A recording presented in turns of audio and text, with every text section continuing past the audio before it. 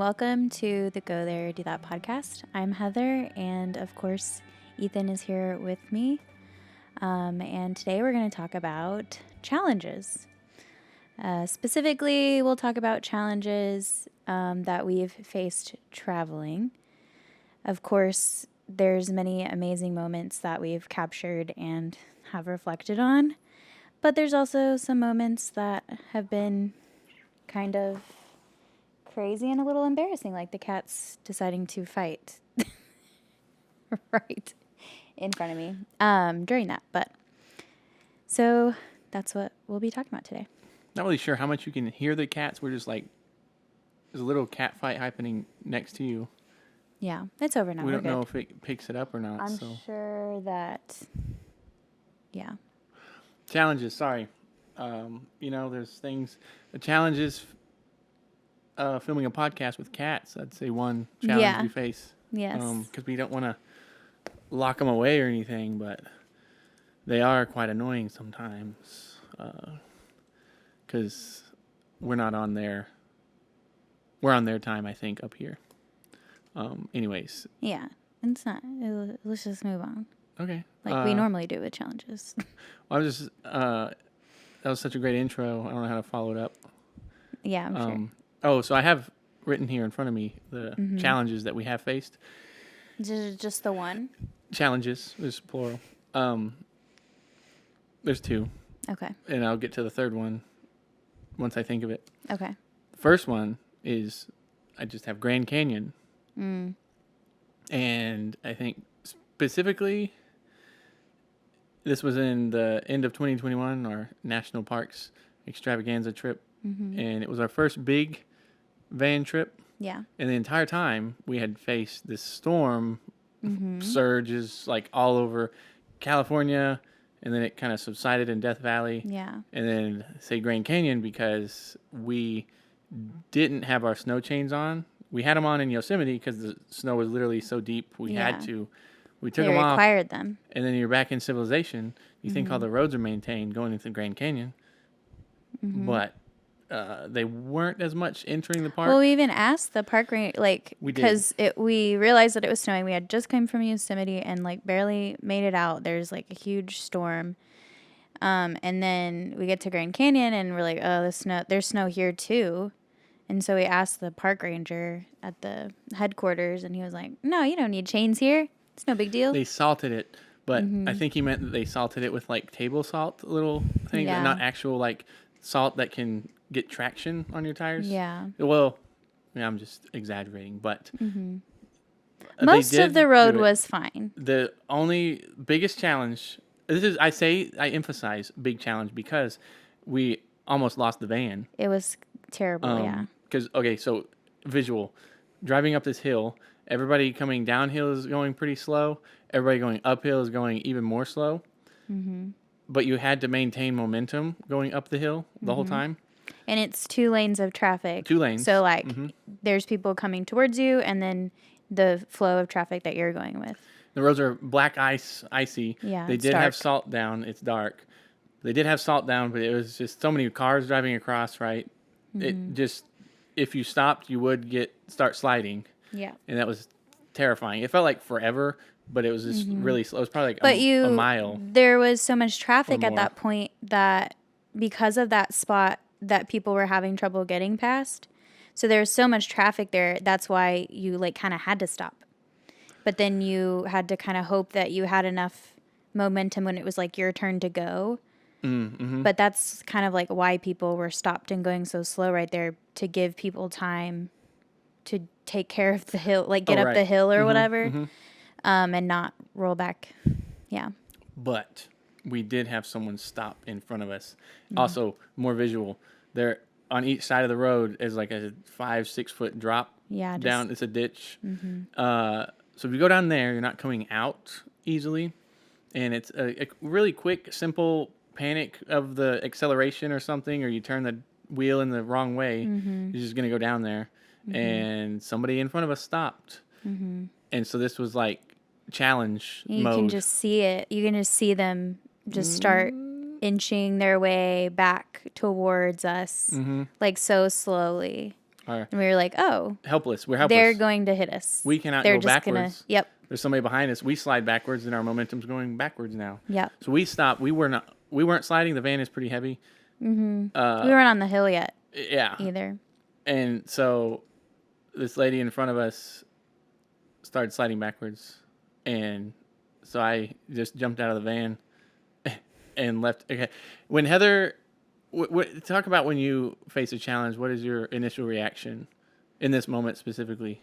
Like, what were you doing when I jumped out of the van? I think I was just frozen. Yes. Yeah. That's like, I was just like, what is happening? Because there was like really not a whole lot I could do. Mm-hmm. I didn't want to say shut down or anything, but yeah, that's like your reaction. You aren't going to jump out of the van. No. But I just kicked it into gear because I was mainly thinking, like, if they just bump into the van, they hit us, or if I will try to panic and go around them or something if they get too close or something, but then I'm dead in the ditch, or we hit the people behind us. So jump out, go up to the lady, and I'm like, hey, it's not as smooth. The road isn't like icy if you get near the edge of the road, but just make sure that you watch, don't go off the road. Right. But there was like a use that to get some traction. Yeah. And then you start going. But she was still, she was sliding. Like in panic mode. And she was like, oh. But she was listening. Yeah. And she was like, go right, go right, go around. And I was like, yes, please. You're going to hit us soon. And then she goes, whoop. Yep. And it was fine. No, it wasn't. Oh, wait. Then we stopped. That wasn't even the worst part. I forgot. Then we were stuck and couldn't go forward, and we started going.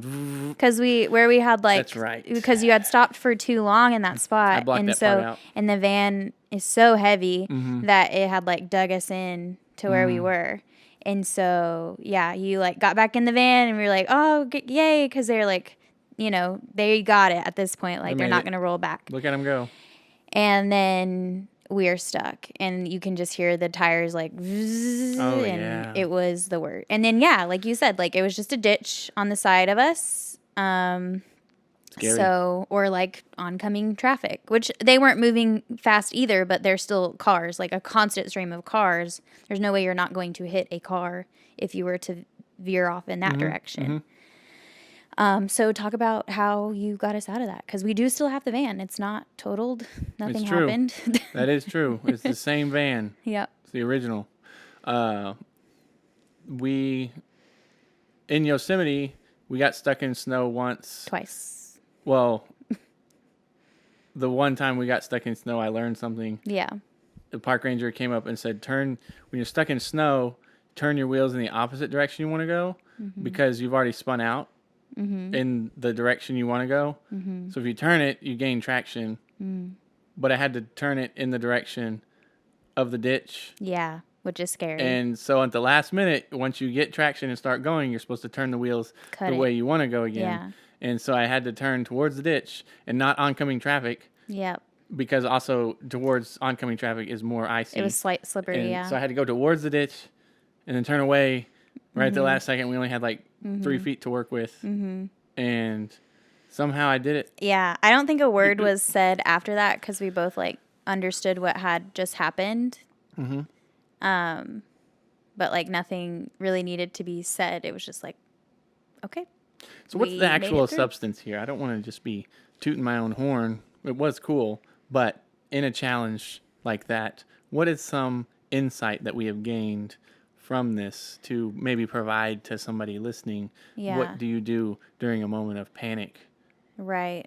And sometimes there's nothing you can, wait, there's always something you can do, but that something might be stupid and you might run your van into a ditch. It could be the right decision. It could be the wrong decision. You don't really know until you've made it. Like, I don't know what I would have done if I didn't have the previous Slumdog Millionaire moment where I remember something that I previously learned. Yeah, it was pretty recent. Yeah. And like, I don't know what drove me. I guess we like cold mountain places because I drove you. Okay, yeah.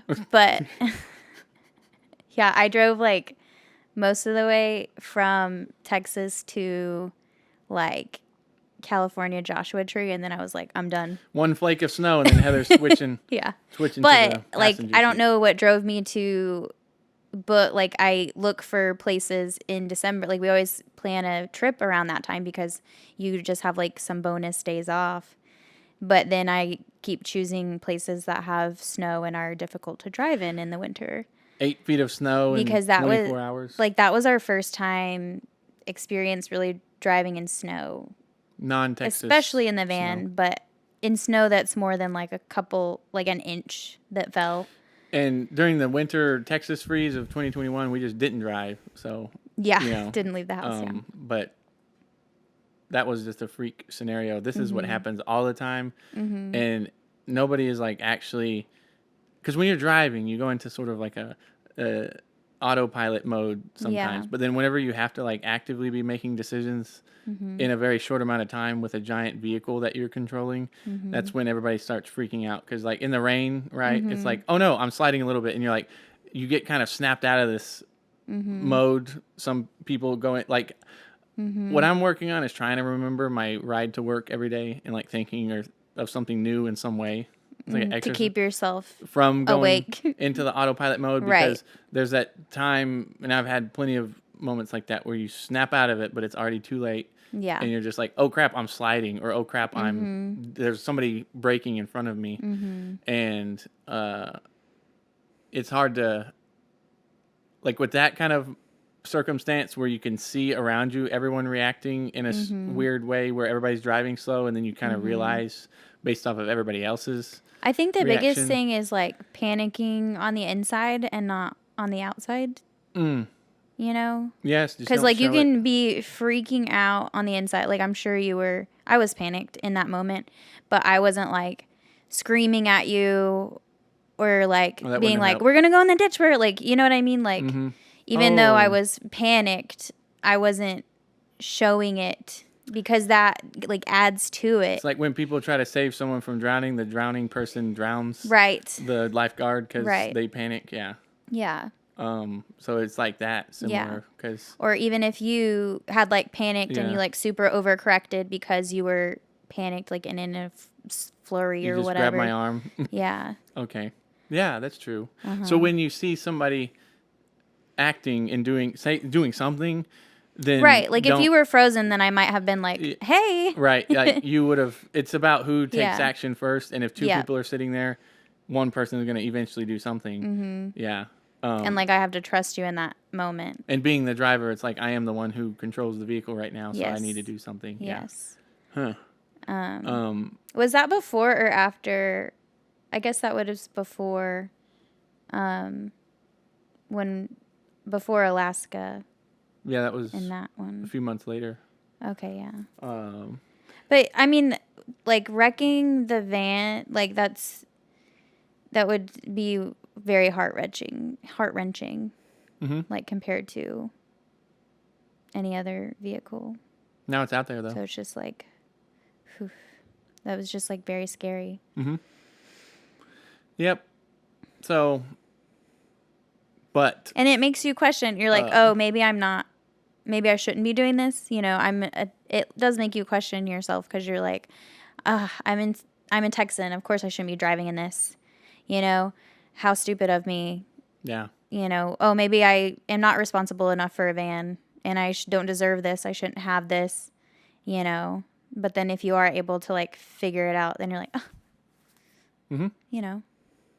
Like that. But I mean, using I'm a Texan as an excuse, like what? Should you never leave Texas? It's hard enough. Right, exactly. Hard enough to leave Texas. Just the drive out half the trip most of the time. But yeah, it is. I think it's good to measure that. Like, oh, I don't know anything about what I'm doing, so I shouldn't be doing it. But like, that's literally anything you've ever done that's new. At least you've done everything you've ever done at least once the first time, right? Like there's been a first time for everything that you've ever done. Yeah. And whenever you say, well, I am limited because of this place I'm from or my upbringing or whatever, it's not a true excuse. And it is scary though, but I think it's but you can't like practice for scenarios like that in life. Right. Either. That's what I was thinking So, too, because I was like, well, there's definitely ways that you can like help be prepare prepared. yourself Mm-hmm. and not be, you know, ignorant about something that you're doing, but you still, you know, that is kind of a hard thing to practice for. Mm-hmm. Like practicing driving the van in the. You were practicing putting the tire chains on in a paved like asphalt parking lot in Texas. I did do that, and that doesn't help. If you practice putting on snow chains in a parking lot in Texas with pavement underneath you, it is not real practice. And no snow. Because you will be putting snow chains on probably when it's a little snowy. A little after you should have put snow chains on. Hence the name snow chains. And so you'll be digging a ditch first Yep. around your van to put the snow chains on. And that was a challenge that I figured out. Sorry, Cece, but you were up in my business. Yeah. Cat break. Yeah. So yeah, that was a fun time, but we made it out. So didn't drive into the Grand Canyon. We didn't, thankfully. Mm-hmm. But yeah, I guess I went off on a tangent, but something similar happened in Alaska when we were there to see the Northern Lights. But we weren't in the van. We were in a rental car.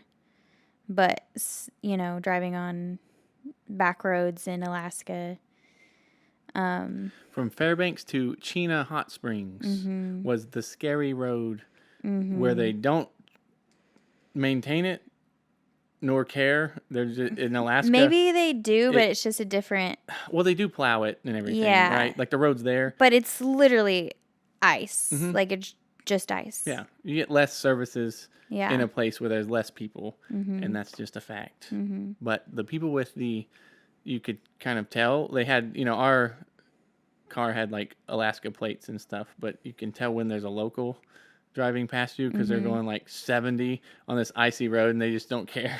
And I don't know what it is about maybe their way of driving or something, but they didn't skid around whenever we saw them. But then there was like us, we were driving so slowly, like trying to be safe. But yeah, that's hard to do when it's and like the scariest moment of, I don't know how long it took us forever. It took like 3 hours, and I think it's only like maybe normally 45 miles. Oh gosh. Yeah. Yeah, we were going slow. Wait, 45 miles? Yeah. How fast were we driving? Probably like 30. I don't know. If we were driving 45 miles an hour and it was 45, then it would take us 1 hour to get there. Maybe it was 2 hours. I don't know. We don't need to break that down too much. I know, it's just funny. We were driving very slow. Anyways, there was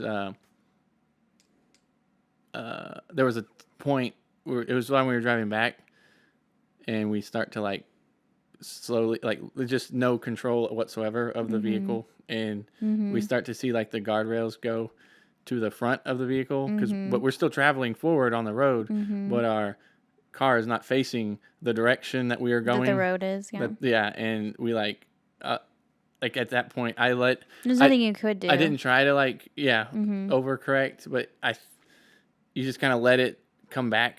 And then we were just going straight again. But it was like, again, we just didn't say anything because we were just like, what was that? Yep. Like sliding. Yep. And we didn't hit the guardrail. We just somehow the car just straightened back up and we were on the way we were supposed to be going again. Just like that. I don't know I'm trying to think right now. What is more dangerous? Driving on a road like that or driving in like a busy, like downtown, like Austin, I-35 all the time? Like, what do you think? Yeah, I think you're more likely to be in an accident in the city. With people. Yeah. It's scarier to drive around a bunch of other people, yeah. Because there's there's way more variables involved with people's decisions and distractions too.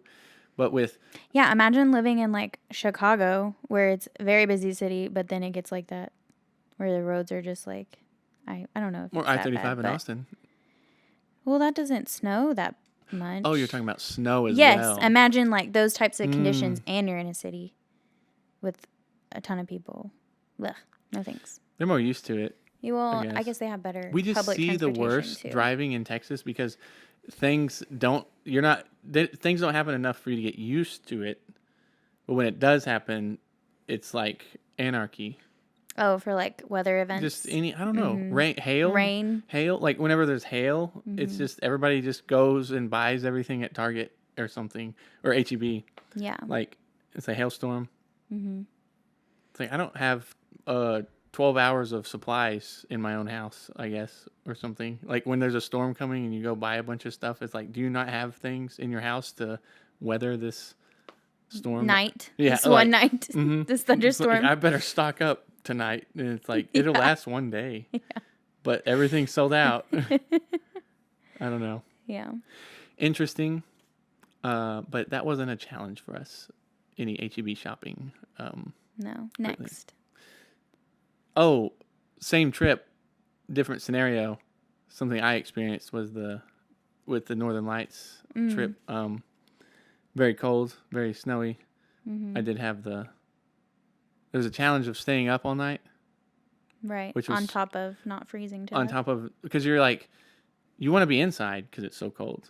It's like negative 10 degrees and there's like a wind chill factor as well. And you have to stand out there with your camera to take a photo. It's not going to really do the button press the button by itself. And you can set a timer. You got to set everything up. And I did have multiple cameras, so it was just like I was out there the whole time. And with the snow, finding a good spot in the snow as well is another thing. And anyways, it was really cold. I mean, it's definitely a challenge because it's something I didn't do. We like to do things together and have those experiences together, but I was like, nope. Like, this is my limit. Like, I will be in the hotel room watching through the window because it was too much for me. So I can definitely, like, that obviously was a challenge that you overcame. Yeah, I want you to feel bad for me. Okay. No, but a challenge is done. Like, I could see like the results after I took a photo, and I wanted more of that result, and so that was like why it was worth it too, because I like knew. Cat attack! Another cat fight. Cat fight. You could hear it. You might not be able to. There they go. Just come in to us Cece's for taking safety. refuge. If you're just listening, there's cats just all over. Imagine 1,000 cats running around. No. Just 2, but. Anyways. I have to address it. Back to business. Back to business. Sorry about that. Unprofessional of us. Unprofessional of filming a podcast in our house.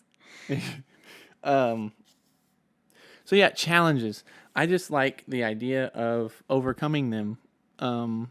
And there's only a certain amount of preparation you can do before you face them. Yeah. I think we do a lot to prevent unneeded challenges, but there's always going to be some that you just can't predict. You can't, plan for. Never enough Googling. Yes. Like, it's never enough. And I think I've, like, learned that through... Okay, Smoosh is about to attack me from behind. Unprofessional. So I think I've learned that throughout, like, planning and stuff because, like, I remember for the big national parks trip, like, that thing was planned to the T. Like, I had a binder, you know? Uh-oh, snowstorm. But then still, the snowstorm happened. So, like, half the things, I had planned that thing, like, minute by minute, basically. And then we, like, got kicked out of Yosemite, and we had to change our entire, like, second half of the trip was totally different than anything I had planned for. And so I think that taught me to chill out a little bit. But also, like, just, like, because that trip was so incredible, and I can't even imagine it happening in a different way than it did. But it was planned a different way than it happened. Basically wrote a book. Yeah. So that trip, I, like, had a whole binder, and then, like, from there, I was, like, for Europe, which is, like, a bigger trip than that, arguably. Maybe, I mean, it wasn't a van trip, and that has a whole nuance of things that go with it, but, like, visiting another country, I did less planning for that than I did that trip. Well, because I was like, it doesn't matter. Like, I can plan everything out to a T, day by day, every moment, but it's going to be different. Yeah. And it'll still be great. Boom, avalanche takes out a train. in the Alps. What do you do then? Just kidding. Yeah. I think the biggest challenge for Europe was just getting there. First of all, because again, I'll say this every time I have the chance to, but you were booking hotels in another language. Yeah, some. That is not your native language, in German, and it was absolutely that. When you are faced with something like that, like I don't even speak this language, and then you're like, I don't care. Yeah, but it was so like satisfying. Yeah, it's cool. When I would be like, oh, this means a room with breakfast included. You know, because I could like understand what it meant. Yes. What is a challenge? Is it something that life presents you as sort of something to overcome?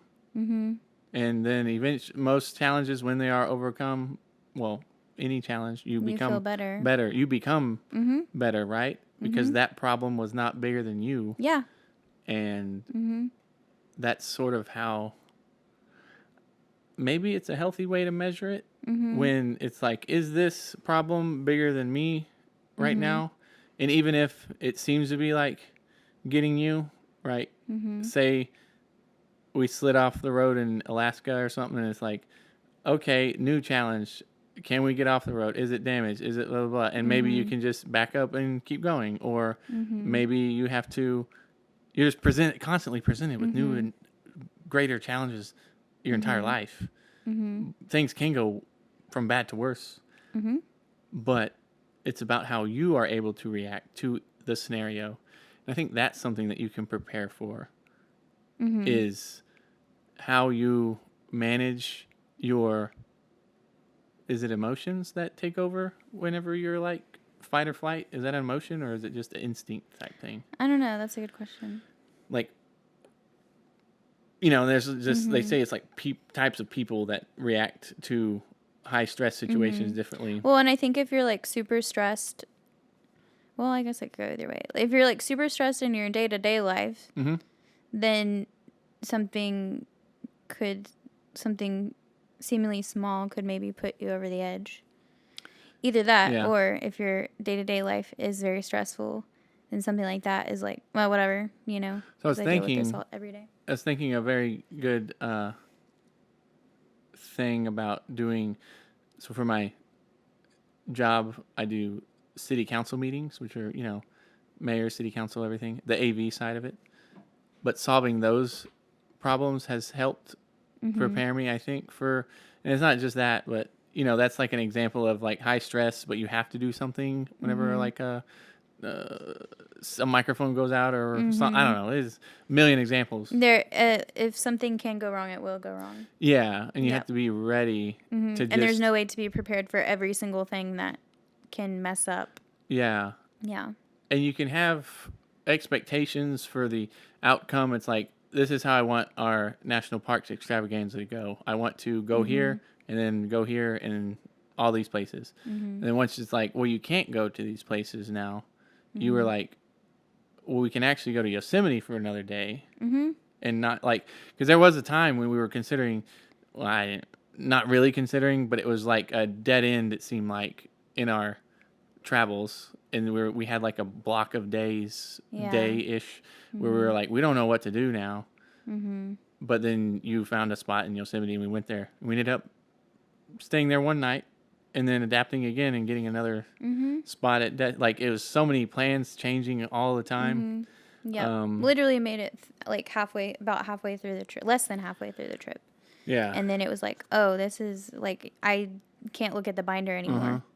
Binder is out the window. Yeah. But yeah, the way you were reacting to that situation is cool.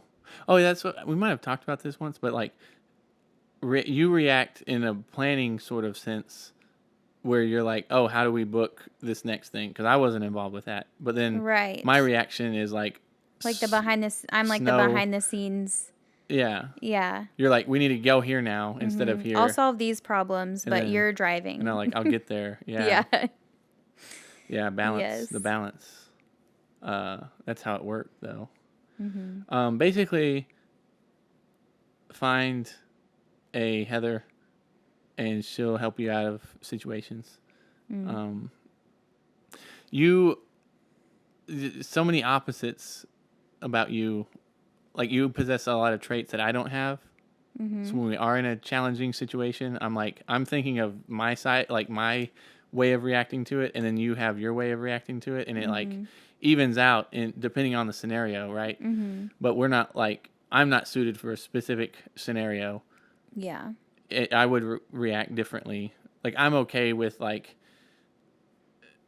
doing things that are a little more reckless, like sleeping in a parking lot instead That's of what I finding a was. I was spot. like, you still would figure it out just in Yeah. a different way than I would, Yeah. because we would still have gone, even though plans would have changed, and then Mm-hmm. we would have stayed at like a Cracker Barrel or something Yeah. instead of like in the park, It and just then wouldn't have been like as fun. drove in every day or whatever. But Yeah. yeah. Well, I don't know how you thought of like, let's stay at a national park though still, and it was like, oh, Well, I looked, right, because they could have not had any right, availability, but it was also like the day before. uh-huh, So sometimes people will drop their reservations. yeah, it's So I kind nuts, of got lucky, yeah, honestly, because I would have had to change that mm-hmm. plan. Well, that's cool. Mm-hmm. You know, they say emotional intelligence is more important than IQ, and that when I was getting into, you can't really prepare for any situation, but you can mentally prepare for high stress situations by like, how am I going to react to this stress, right? That's what you have. Am I going to let it eat me alive? That's what you or? have control of is your emotions. That's the only thing you have control of is like your reactions to things, not the things themselves. But whenever you're like, well, I was expecting this and I didn't get it. I don't even know that you So- have control that much over your reactions. I mean, your emotions, but you do have control over your reaction.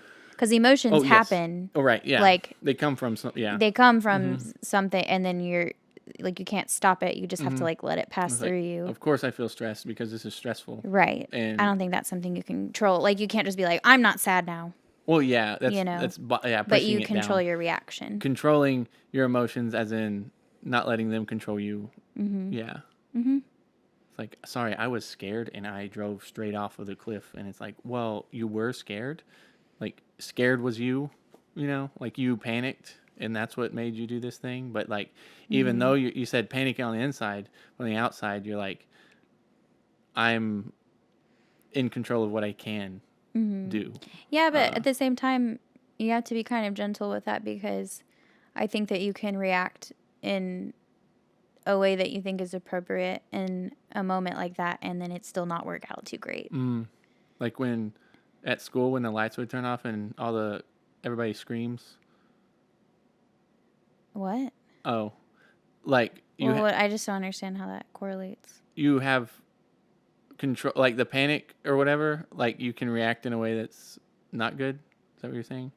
No, I'm saying, like, it's not saying that you reacted in a bad, like, maybe you did react in an appropriate way, but it still wasn't enough. Oh, Like, yeah. it still didn't turn out great. Like, that can definitely happen too.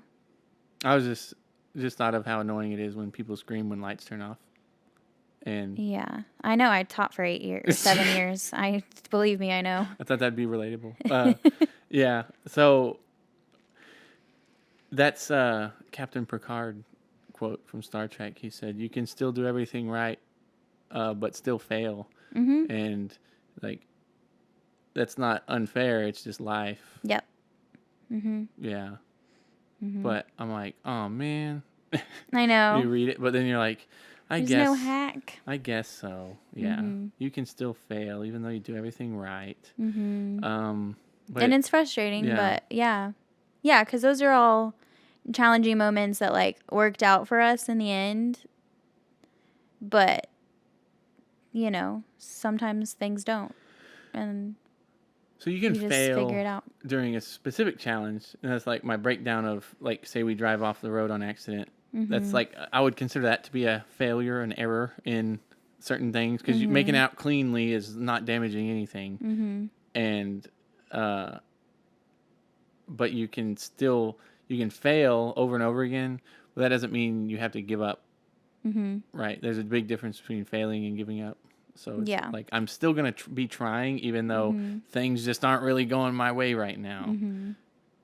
Even though I'm prepared for this and did everything correct. But giving up is the main thing you need to avoid when facing a challenge. Like the biggest challenge that we faced was our first time camping ever. And the biggest one. First time overnight camping at Inks Lake State Park. And we were going to start a fire and cook our meal, and we didn't have a lighter. Yeah, and I had researched everything. Like, it was our first time camping, and I had just done such extensive, like, researching, packing list. Everything was perfect. Everything was organized. We had everything that we would ever need and more. And I forgot the lighter. Yes. And I had nothing to do with it. That's so much pressure. And so we couldn't eat. That's put onto you when you say, I do all the research, I do all the preparing, I do all this. And I'm like, man, I don't do none of that. And I appreciate that. Yeah. About you. But I make up for it in cool photos or something. I think you do, yeah. I don't know. I had to give myself something. Yeah. There's a reason why you're okay with it, I guess. You're not just dragging me along. Yeah. Yeah. Without the photos, though, it'd be a little bit of resentment. I think I'd ask for a little more help, yeah.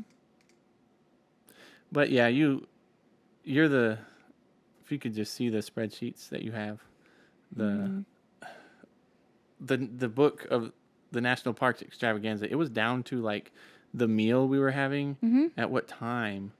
And you had all of these, it's like you took inventory. Well, I was like, okay, well, especially on the parts where we're moving, like traveling, it's like a travel day, then I kind of like look at the route and how long we'll be driving, where we might stop. Even if we're not going to stop to eat somewhere, is there going to be a place where we can like stop and make sandwiches or whatever? It's great. Yep.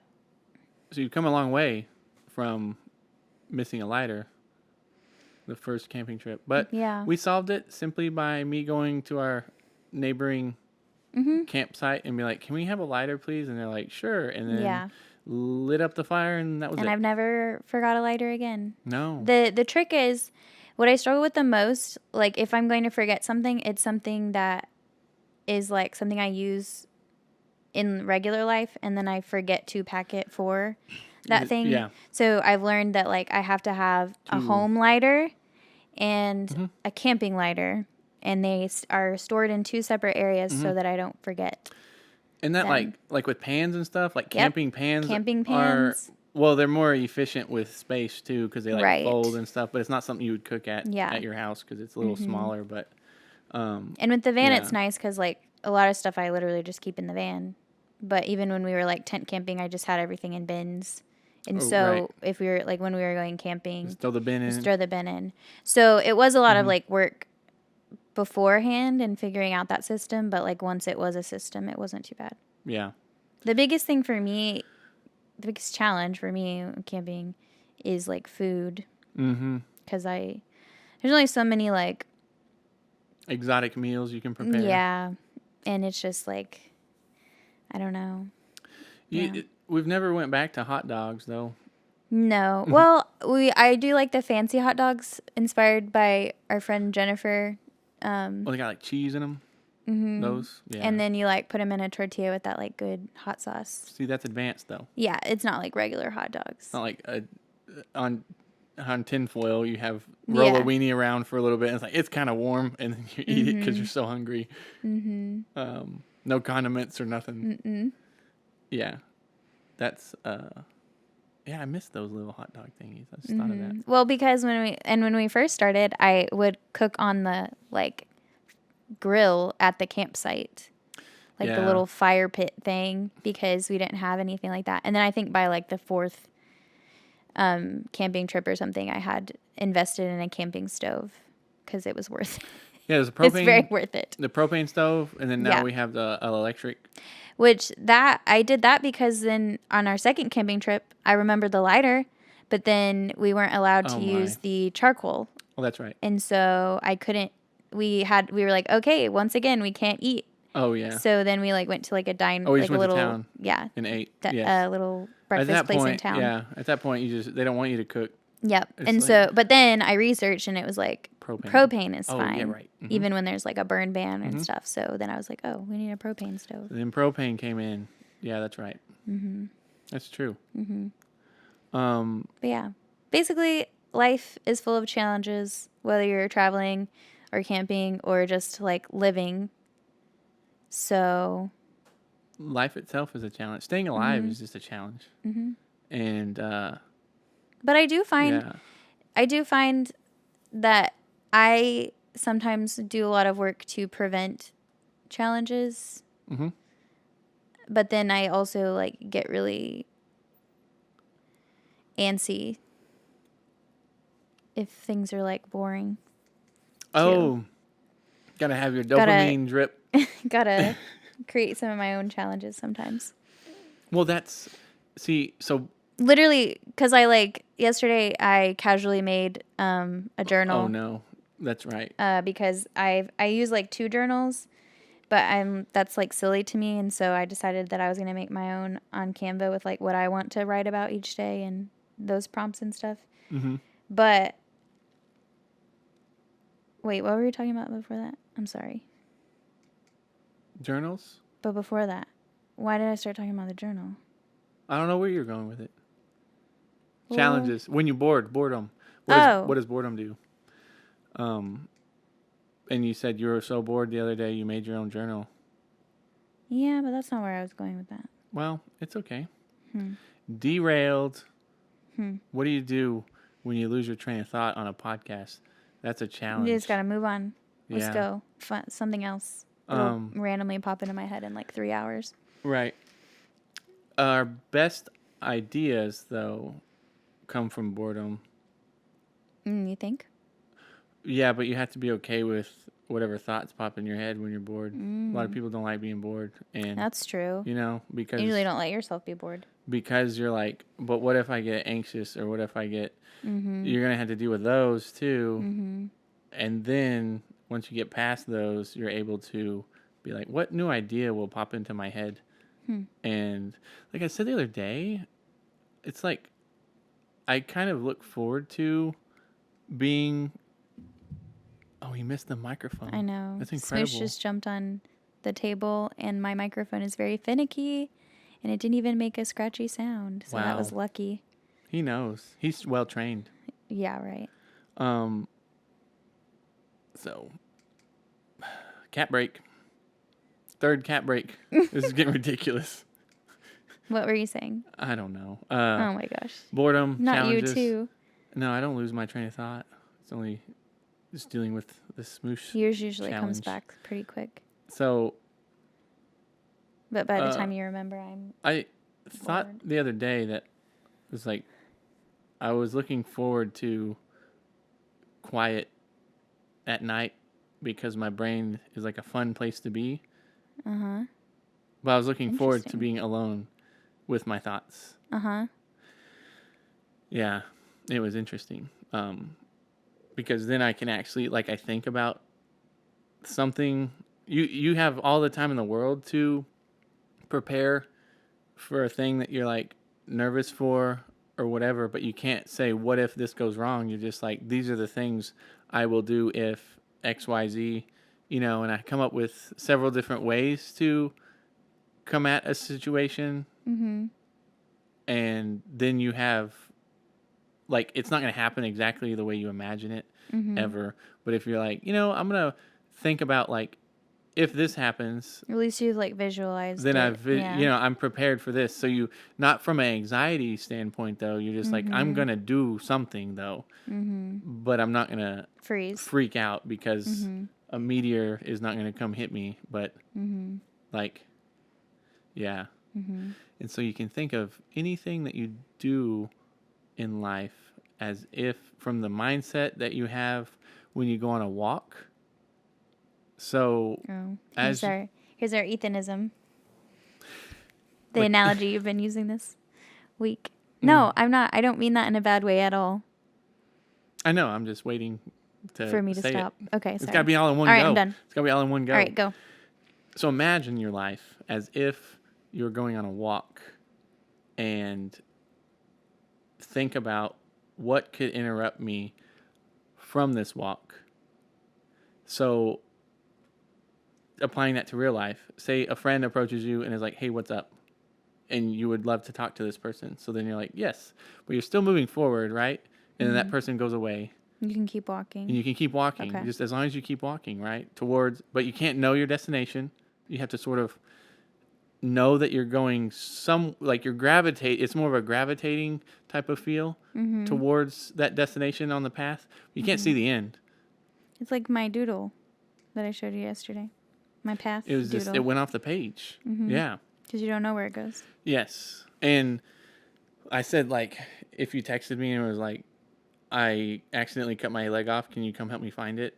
That would interrupt a walk, right? Because that's an immediate, like, oh no. Like, we're going to deal with this problem right now, because if we don't, then we're going to get knocked way off the path that we're on. And so it's almost like a way of prioritizing. It is. Because I struggle with, like, what's really important. Like, anything that's presented to me, I'm like, oh, I have to do that right now. Oh, like, I do struggle with prioritizing. Really? Right. Like, is that just a distraction? Yeah. Or is it immediate? Because you can think, I'm moving towards my goal, whatever that is, right? And it's difficult, like, to grasp this concept. You do have to have something, right? To pulling you toward, and everybody has something. That, though. Everybody has, like, a longing for something. Something, yeah. I believe. And you have to listen to that thing that is telling you to do it. Not like intrusive thoughts, but like your goal in life. Like, there's something that you think about. Just your direction. Yeah, your direction. And that helps, though, because as I'm, like, working on something that's, like, important to me, and I'm like, is this just a distraction for me? Is this so important that I need to go? Like, I used to have Instagram notifications on because I wanted to know about go there, do that stuff. But then I realized it started notifying me when somebody just posts something. Yeah. Or it just literally anything. Like, I have all of those types off. Yeah. Hey, Instagram has been active for 30,000 days or whatever. And it's like, I don't care. Cool. Yeah. Like, what? Like, you haven't been on Instagram in 6 minutes. So do you want to get back on? That's not a notification. Distractions, you know? So I turn those off. It's good to see your phone also as a device that's not going to be used for productivity too. Yes, there are people who it's required for their, like, jobs and stuff.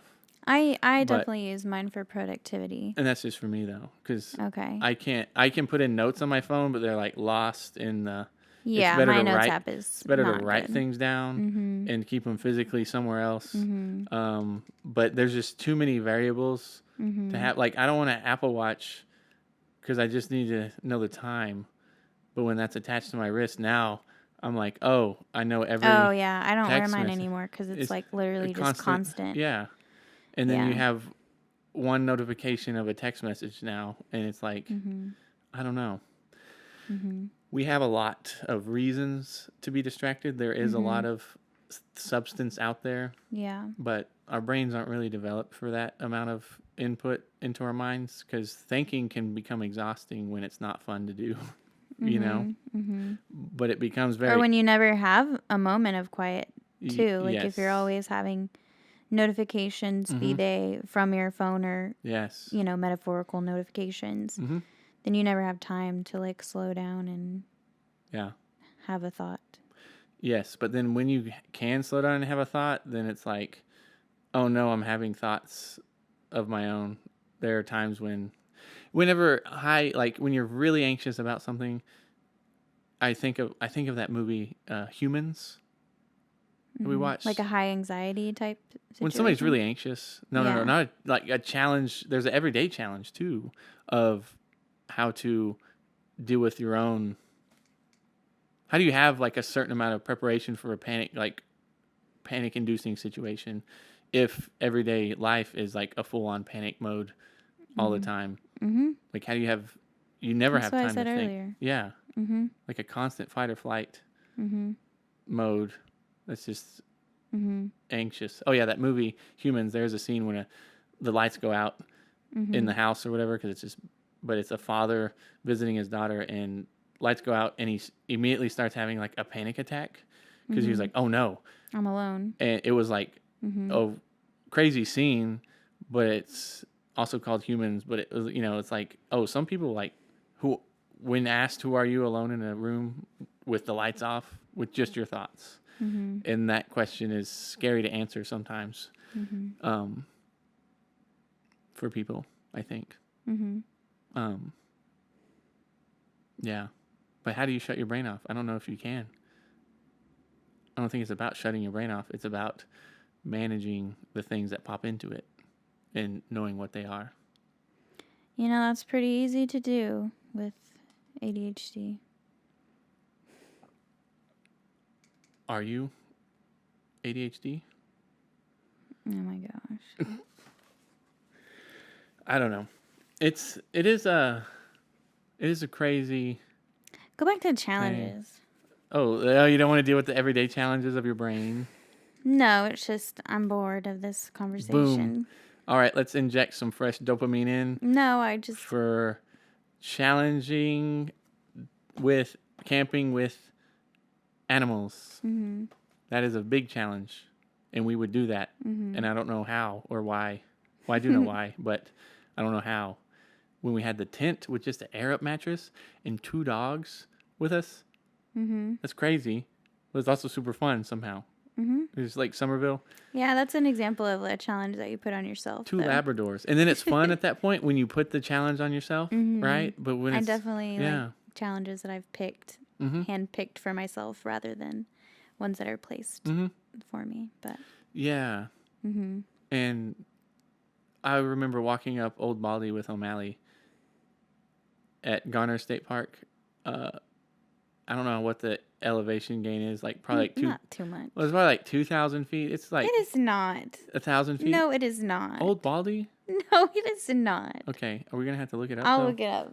Okay. I'm gonna say maybe 400. Maybe. Old Baldy is a big mountainous rock thing at Garner State Park, and we went up with our 2 Labradors, and it was O'Malley's a big boy, and he likes to. The total elevation is 1,800, but the elevation gain. Wait. Wait, what? Well, it's in meters. Thought I was about to say 500.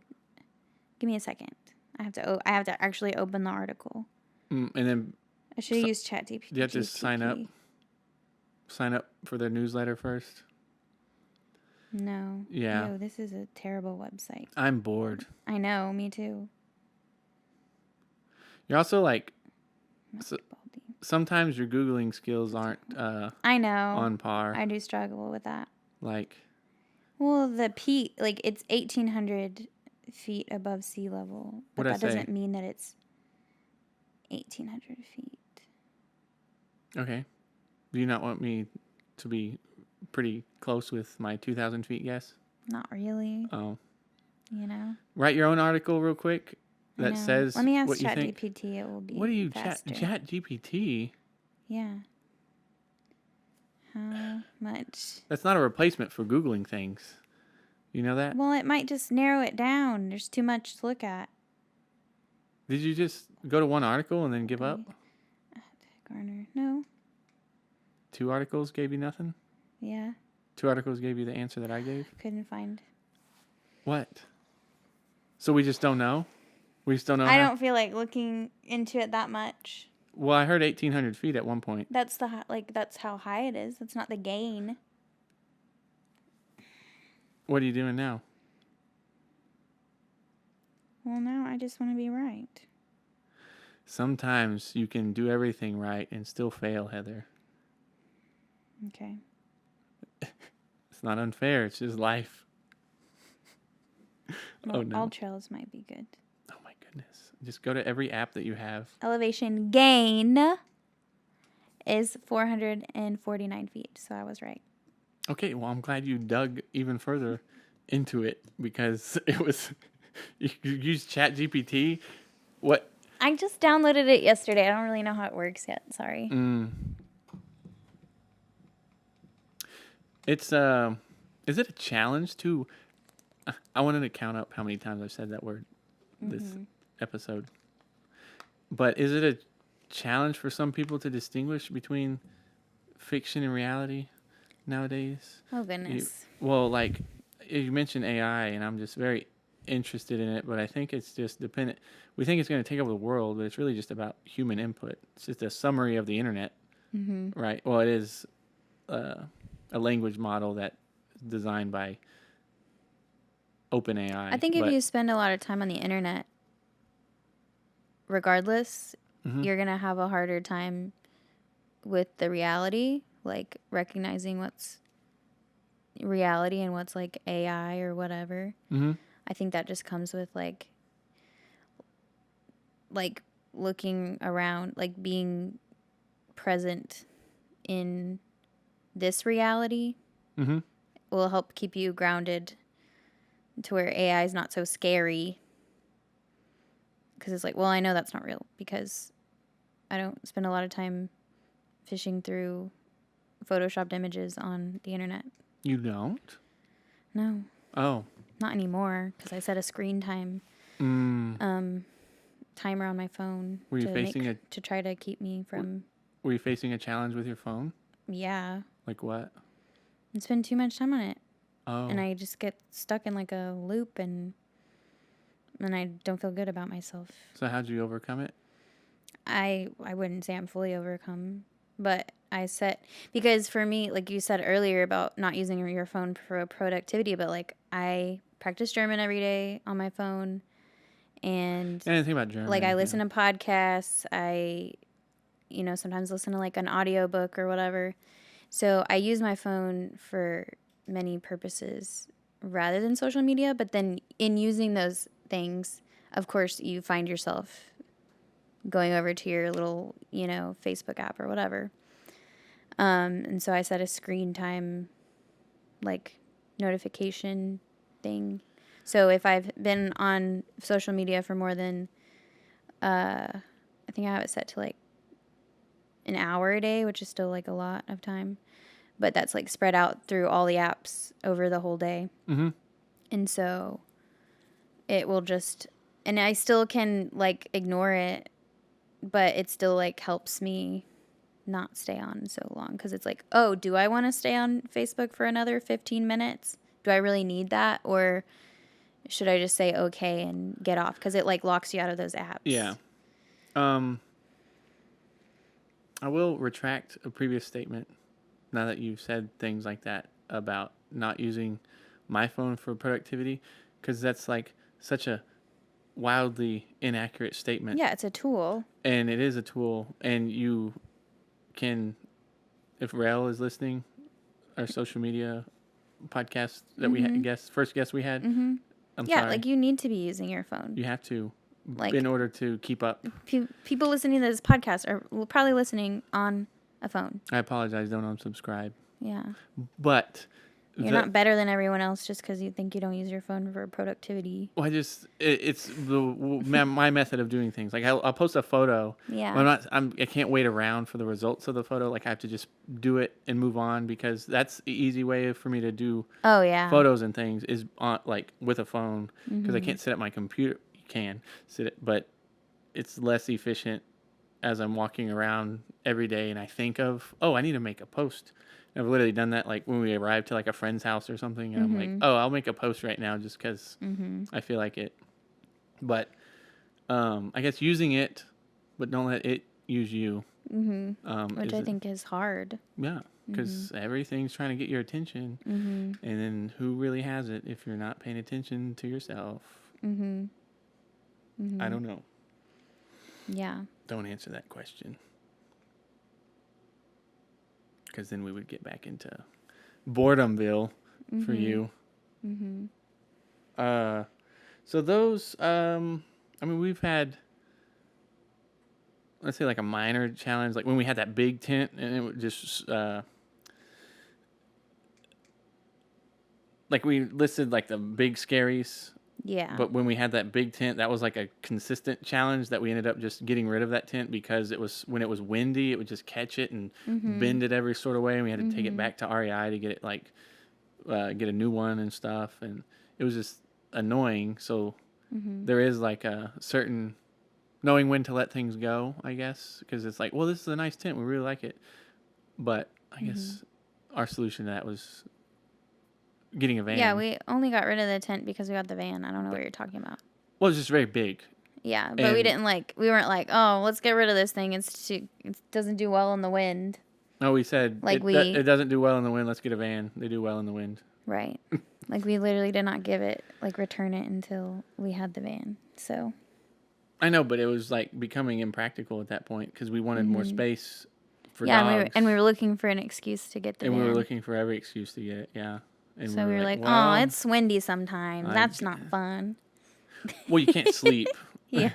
In Big Bend, you can't sleep at all when it feels like there's people pushing on the tent and hitting your face. I'm really excited that we're going back to Big Bend in November. Yes, that'll be very fun. I want to paddleboard through Santa Elena Canyon. Yeah. Oh, yeah, we do have along the inflatable paddleboards. Rio Grande. Yeah, and when we were there last time, the Hot Springs was closed. Hot Springs Trail. It was in 2020, yeah.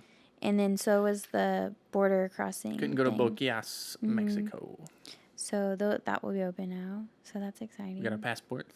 And then my ankle hopefully will not be sprained this time. And we have the van instead of the tent. Yes, and in the Chisos Mountains, there are certain spots that are not accessible to like campers or vans because there's like an incline. Vansers? What did I say? You said vansers? Vans or just like trailers. Longer vehicles. Yeah. Vansers. Because when we were there at Big Bend, like we were tent camping, so it didn't matter. But there was people who were pulling in their like little. It was a little. It was like an R-Pod teardrop type thing, and they were trying to back it in. It wouldn't fit because the driveway was too short, and so they literally left. I don't know what they did, but they didn't sleep in that spot. Yeah, but they tell you how long the spots are. That's what I'm saying. Like that's and you might book it and hope it for the best, you know. Yeah. But usually they're pretty accurate in how long they are. And. Yeah. Well, and if a lot of trailers aren't allowed in the Chisos because, the spots aren't big enough, but also like the curves and stuff. Yeah. Well, it just sucked to drive that far and then not fit and then just go home. Or I don't know what you do. I don't know what they might have just gotten another spot. I don't know, but. I mean, there's like those surrounding cities. What's that? Terlingua. Yeah, but it's still like an hour away. Yeah, everything's far, and so it sucks when you're. Yeah. That would probably be a solution we would have, though. We'd have to stay in somewhere else. Somewhere farther, but. Which I do want to stay in Marfa for a couple of days of that because, I've never been there, and they're known for like the unexplained lights and stuff and amazing stargazing, but also Davis Mountains State Park is like 30 minutes away. Oh yeah. From there, so honestly, we'll probably stay there. But so we can hit up that too. That'll be fun. And we're going Thanksgiving. Yeah, that'd be fun. It was crazy because, our friends have camped at Big Bend over Thanksgiving before too. So I know it's kind of hard to get reservations for that time, but it was very hard to get reservations. Yeah. I had to set a timer. Would you say it was challenging? It was challenging. Okay, to get those reservations. So I booked 3 nights at the Rio Grande Village and then 3 nights at the Chisos. So I was able, when I was looking, I literally months ago set a reminder date on my phone for 6 months before those spots open up. That's when they become available, reservable online? Yes. So I started thinking about this in February or March or something. And so then I found how much 6 months was out from when we might go. And I made a thing in my phone to remind me. And then I put it to repeat every day for like a certain time period. So I would keep like looking.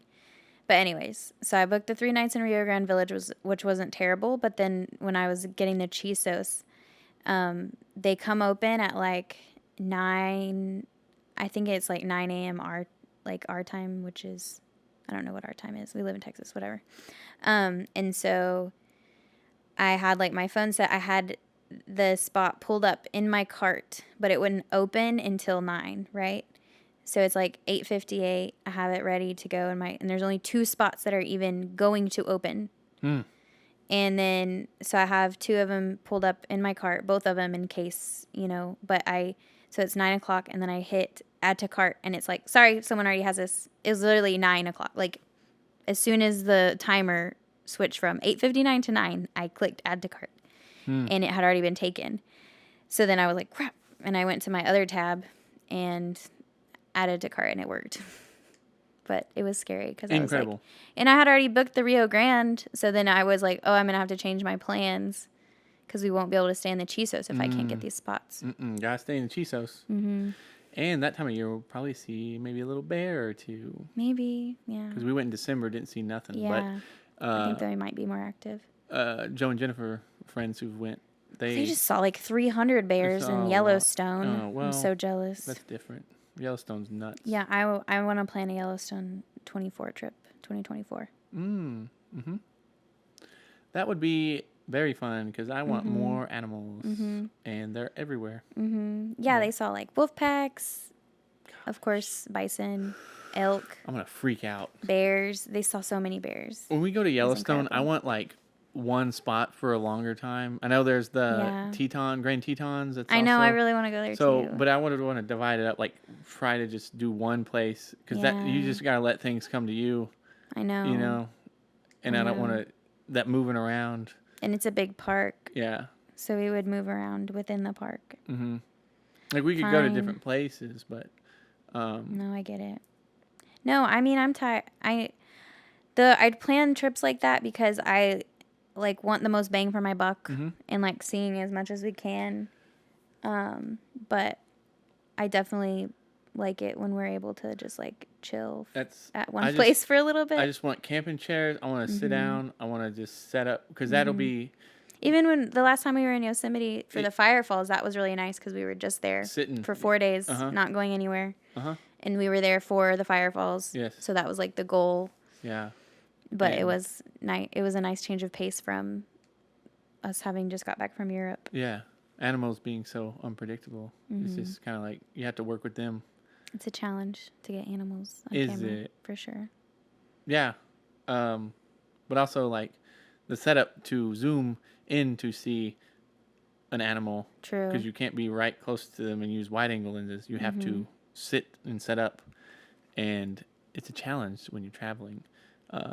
A lot in that sunset time, that gold in the morning and afternoon. Like if we're moving during that time, it's then you miss it. Yeah. Well, you get to see it with your eyeballs, but while I'm driving, and then I'll crash, so I can't even enjoy it then. Yeah, but I can because a glance is enough. So I had this thought today. I was like, every time the sun shines its rays onto you, those were meant just for you. That's a nice thought.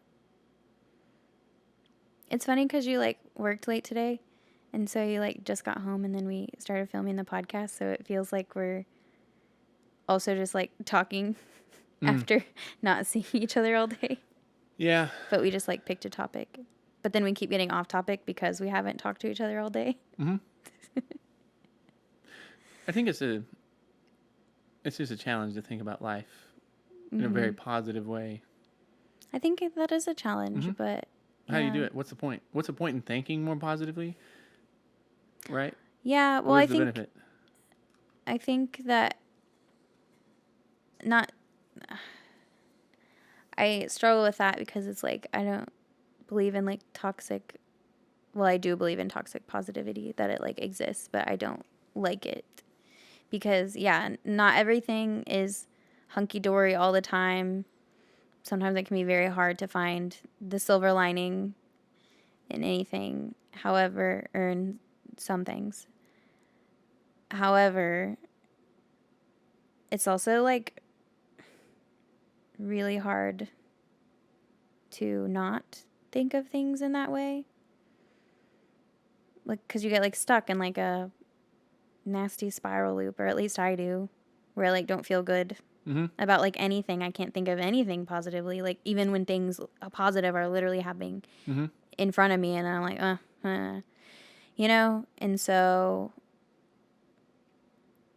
I don't know. It's just. Yeah, where does that come from? The negativity.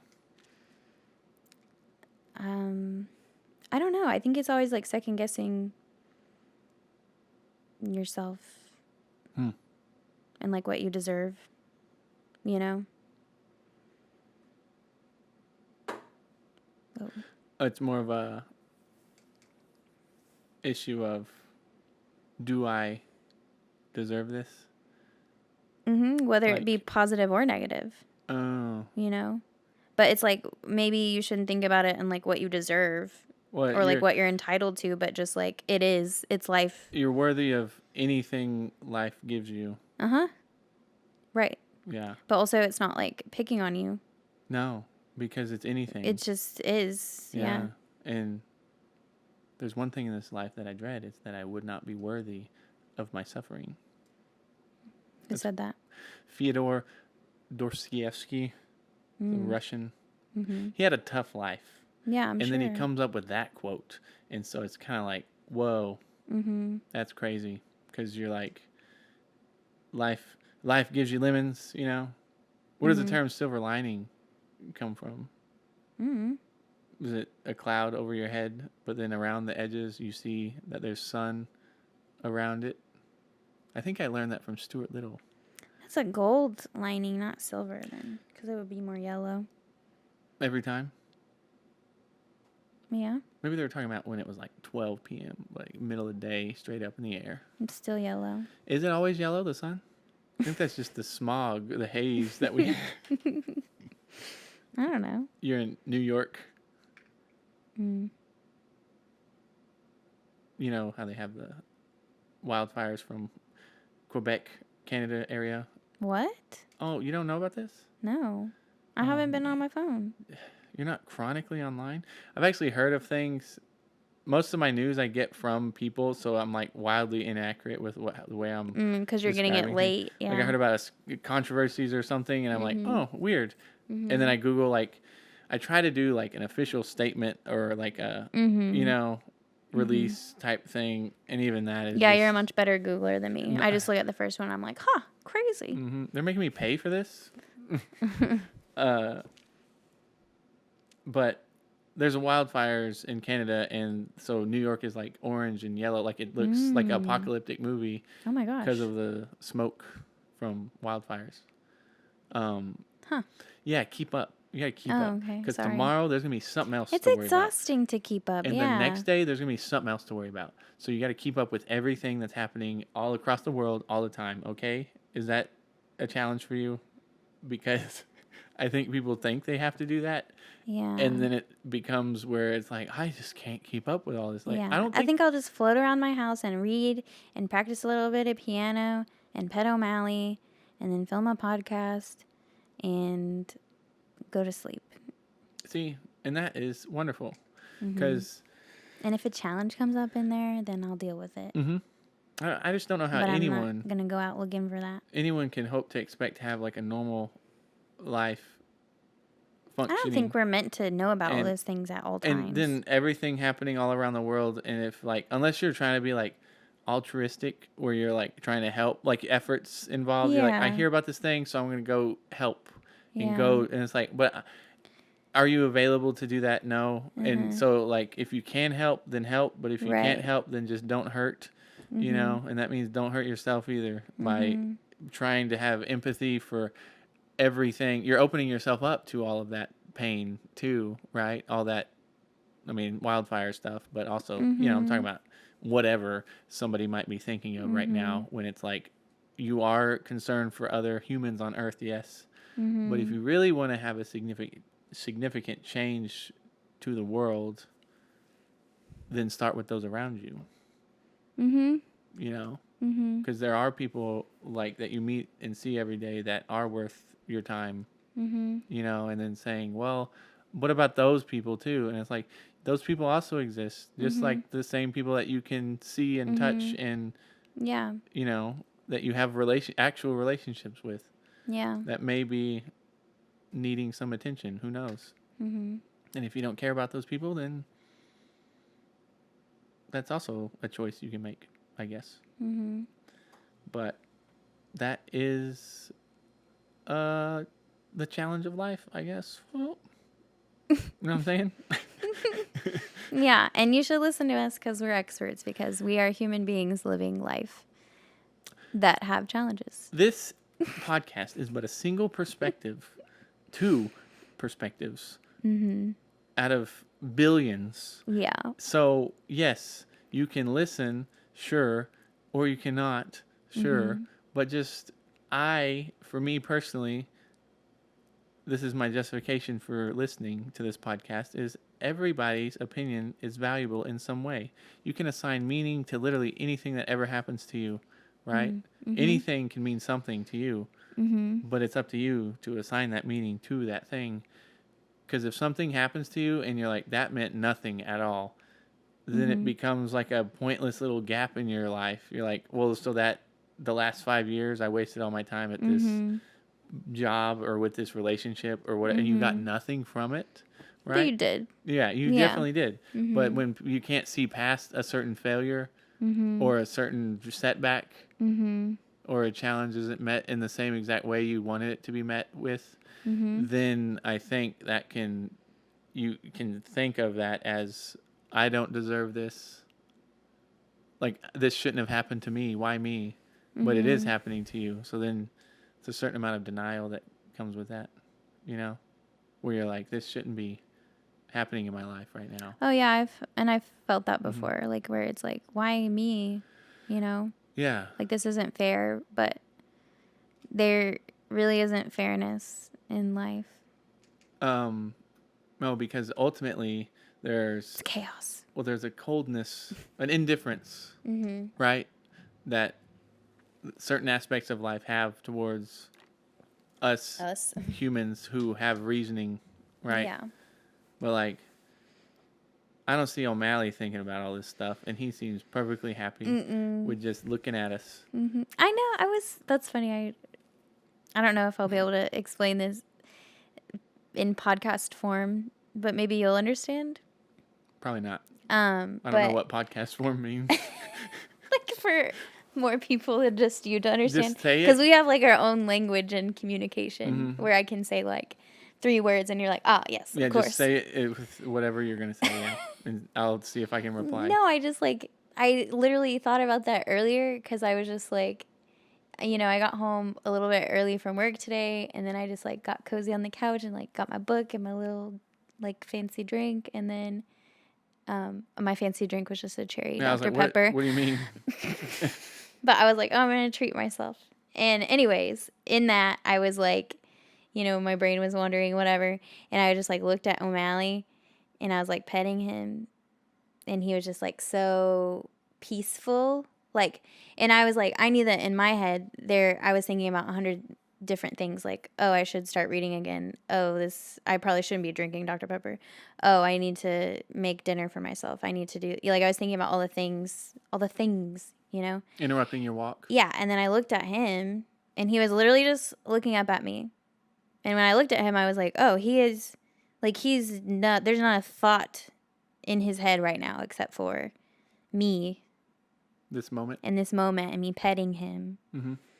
And yeah. But that's crazy. Like, that literally happened earlier before you got home. Yeah.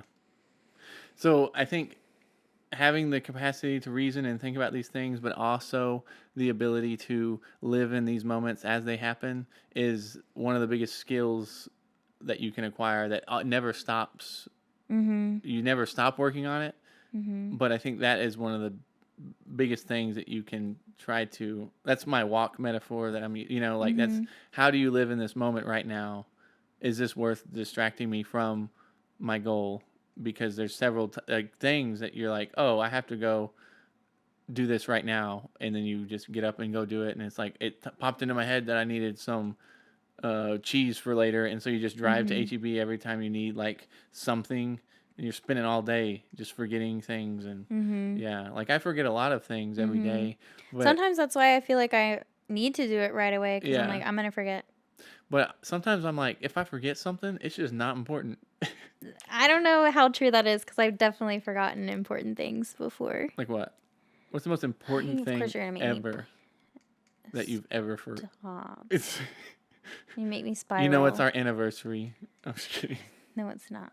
That wouldn't be that important. That's not that important. Well, I just mean like, I mean, we wouldn't be like that. Wouldn't be devastating. that is true. Yeah, if It's depending on the situation too. Like if we're literally just like caught up with like something interesting or fun, and then it's like, oh, it's March 31st. Wouldn't you know? Then yeah. So you do know our anniversary. Yeah. Well, that's a interesting. Oh, when somebody says, "Oh, sorry, I forgot to tell you happy birthday," I'm just like a smartass. But I'm like, "Oh, it's okay. I'm okay with you celebrating a friend's life any day of the year. Like it doesn't come down to one day. Like our relationship can be celebrated literally any day of the year. But yes, this anniversary marks when you first got married, or when you first date, and those are important, meaningful events, right? But when you hinge it all on that one day, and then something doesn't go exactly the way you were expecting it to go, then it's a disaster. Exactly. And then your marriage is ruined. That's what happened on my 30th birthday. Ruined. I had put too much pressure on it. You're not even 30. And what I expected it to be. Yeah. And then it didn't happen, and then I was like, You might as well not even be 30. Right, exactly. Yeah. I'm basically still 29. Huh. That's what some people say. Yeah. When they're not a certain age, but they say, I'm 26. I just turned 26. And it's like, I don't know if I believe you, but I'm not going to ask you how old you are. Yeah. But it's like way too young to be. It's like at this stage in your life, you just turned 26. Like you're very successful for a 26-year-old. That can happen. It is, yes, I'm saying, but they don't look the age. Well, not everyone looks their age. I've just had people who are like turning 60 say they're 26. Okay, that makes more sense. That's what I mean. Okay. But it's I was like imagining me like saying, "Oh, I just turned 26." Well, that's not that like, weird. Yeah. It's passable. Yeah. In my opinion. That's what I meant by people. No one else give your opinion. Thanks. Old people say they're young, and it's obvious, but you can't be like, so what is your age after they joke? Because it's like, I don't want to tell you. They're obviously not going to share that with you. I don't want to tell you, so I'm going to tell you something else. Yeah. But you're still 29, so. Yeah. Just kidding. So, I think I'm done talking about challenges. It's a challenge to find challenges sometimes, because if you're looking for problems, your life can become more challenging. But I don't know. I had 2 things written down, and we talked about like 4 or 5. Yeah, that's fine. So that's pretty good. That's a pretty good amount. And we talked about extras too. It's probably like 3 hours long. Yeah. It feels long. It's not 3 hours. I'm ready to talk to you about other stuff too, because I haven't talked to you today much. Off the air. So. Okay. Well, we will say one thing. Do you want to say it? No. What are you gonna say? Asking people about challenges that they faced and overcame. That is what I was gonna say. Okay. Wow. You go ahead. No, you can say it. Oh, you introed, I'll outroed? Yeah. Okay, here I go. Okay. I think I'll try to remember what you said. So, if you have a challenge in your life, from like traveling or like a camping story or something like that, you don't have to like share out your deepest, darkest secrets. I'm willing to hear anything, but yeah, we are called Go to Do That, and it's a traveling centered focus type thing. So yes, we can talk about our personal problems, but anyone can talk about anything. Though. No, I'm just any opinion's valuable. If you have a challenge, have had one, overcame like a story. So do you want to do it? I guess I'll just do it. Yeah. Okay. Thank you. Okay. So I was thinking that maybe it would be fun for like the 4 people that listen, for for like a little bit of engagement or whatever, if you emailed a story, if you have one, of a challenge that you experienced camping or traveling or going there and doing something. And we could share your story, obviously give you credit for the story, but if you feel comfortable or have something that you feel like you want to share, then you can send that to Heather at go there do that LLC.com. Yeah, it's not go there do something. I couldn't remember because we have one that's like GTDT at. Yeah, that. And then I was like, oh, is it go there do that? Is it at go there do that LLC.com or is it at GTDT? But it's definitely Heather, HEATHER, at go there do that LLC.com. Nobody's listening at this point. Right. You lost the 4 listeners. Yeah. We do have 20 on Spotify, so. Ooh, okay. So if you remember that email. Right. That took Heather 30 minutes and you have to a story that you think would be fun to share, then we'll share it. And it'll be fun. It'd be neat to have some, like, I don't know, if you're listening, just we can talk about it on this podcast and then have feedback and offer our worst advice. Yeah. For your challenge. Come up with the best challenge. I won't even know if it's real or not. Ooh, yeah. Even if you came up with an imaginary challenge. Well, yeah. I don't know. Sorry. I was fighting aliens the other day, and I didn't mean there that. There were 5 of them. I just mean like if you like gave a give a scenario and like how would you work through it type of thing. I did this, yeah, because it's not like yeah. You don't have to be driving through snow chains. Bears ripped apart your tent? What would you do? And you're backpacking 20 miles in a forest. That is a healthy exercise to present yourself with questions. Yeah. It's cool to write it down too and be like, what I write down for myself, what is your greatest fear? And then you come up, your answer that pops into your head is what you write down though, because that's your like subconscious thing. Because it's like when you ask somebody like, what's your greatest fear? And it's like, I don't know. I don't know. It's like, well, my brain just goes bloop. Yeah, it's like, what made you just empty space? Yeah, what made you just freak out? Yeah, I don't want to talk about it. So then it's like something's there. I'm afraid of being asked that question. Wow, my greatest fear is being asked what my greatest fear is, and it's been realized now. Anyways, so yeah, email us if you have something like that you want to share. And don't say the biggest challenge I faced was getting through this podcast. I already know.